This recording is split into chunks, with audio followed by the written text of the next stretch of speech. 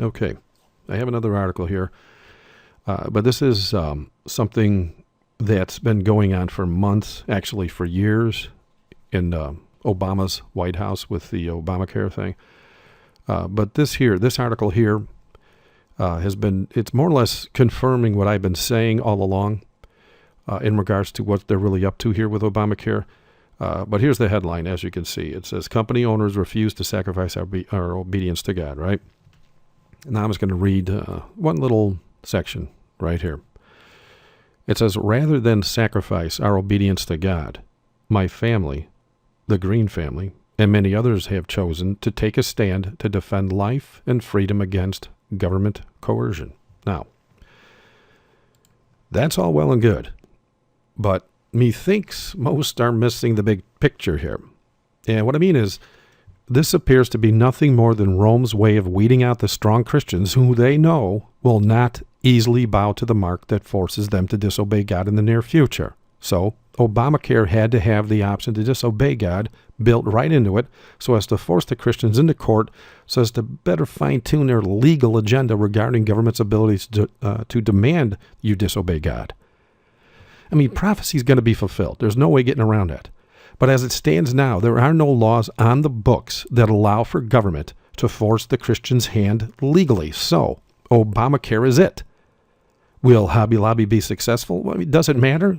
I mean, even if they are successful, will they really be successful, or will there actually be a compromise that makes both sides happy so that when the gavel drops, it will allow government to write religious laws as long as the Christians are agreeing that it's okay by God to do so.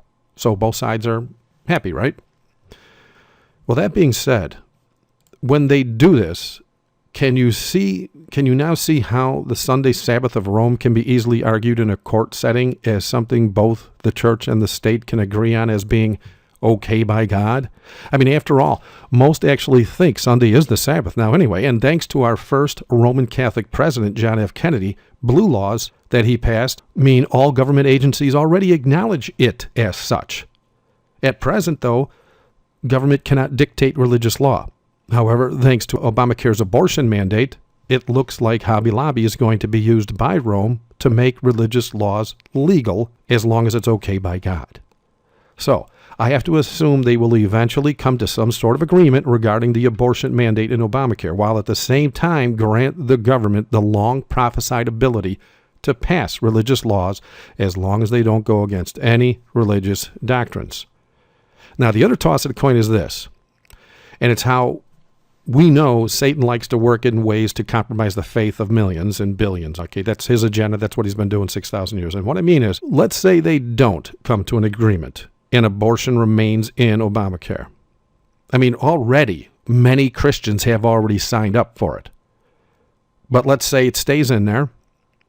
How many more millions of Christians are going to sign up for Obamacare anyway, knowing abortion's part of the deal here?